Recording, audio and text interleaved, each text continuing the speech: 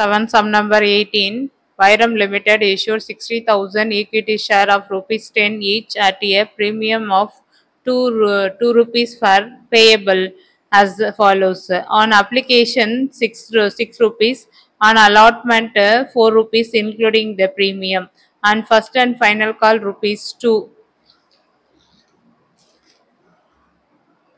Issue was fully subscribed and the amount due were received except Sarita, to whom 1,000 shares were allotted, who failed to pay the allotment money and first and final call money.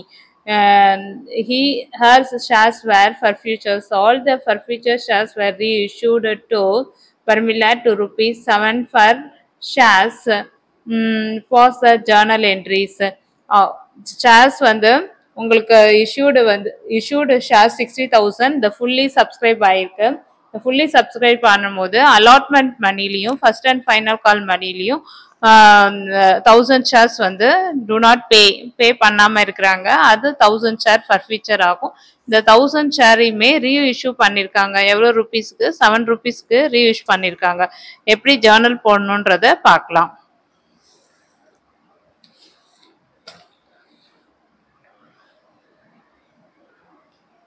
Sum number 18 in the books of Vyram Limited, journal entries, date, particulars, LF, debit and credit. First one, application received 60,000 application.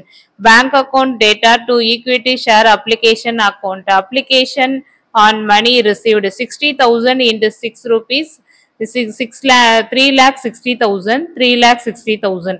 So application money transfer to the share capital. Adukana entry, equity share application account data to equity share capital 60,000 into 6 rupees, 3,60,000.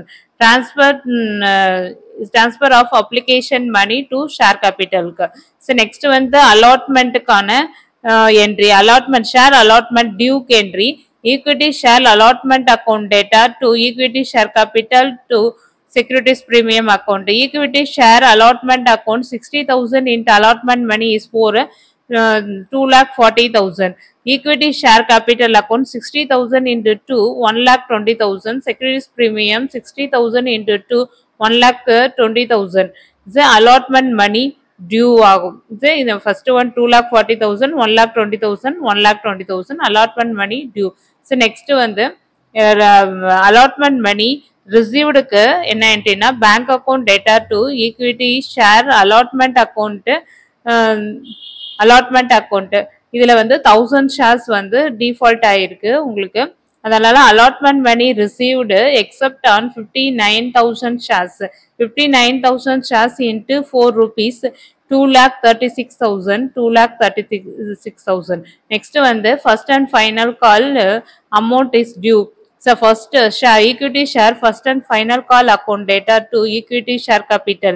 So first and final call money due 60,000 into 2 rupees 1,20,000. 1,20,000. So next entry, first and final call amount received kana entry, bank account data to equity share first and final call account 59,000. இந்த 1,000 shares வந்து default. அதனால 59,000 into 2 rupees 1,18,000. 1,18,000. The first and final call money received.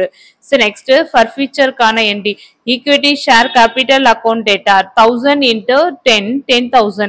Securities premium account 1,000 into 2, 2,000. 2 equity share allotment account 1,000 into 4 rupees 4,000. 2 equity share first and final call account 1,000 into 2, 2,000. 2 forfeiture share account 1,000 into 6 rupees 6,000. The 1,000 shares forfeiture for non-payment of allotment and first and final call money. Next வந்து reissue கான entry, bank account data 1,000 into 7 rupees 7,000. Forfeiture shares 1,000 into 3 rupees 3,000. 2 equity share capital account 1,000 into 10, 10,000. 1,000 for forfeiture shares reissued. அடுத்தது capital reserve account open பண்ணணும். Forfeiture share account data to capital reserve account 3,000. 3000. Gain on reissue of forfeiture shares transfer to capital account, capital reserve account. So 6000 வந்து உங்களுக்கு forfeiture ஆனதுல 6000 வந்திருக்கும் sir. Minus ரீஇஷ்யூல வர forfeiture 3000. மொத்தம் 6000ல minus 3000 போயிடுச்சுன்னா 3000. இந்த some இதோட முடியுது. இந்த சேனலை சப்ஸ்கிரைப் பண்ணுங்க, லைக் பண்ணுங்க, ஷேர் பண்ணுங்க. தேங்க்யூ.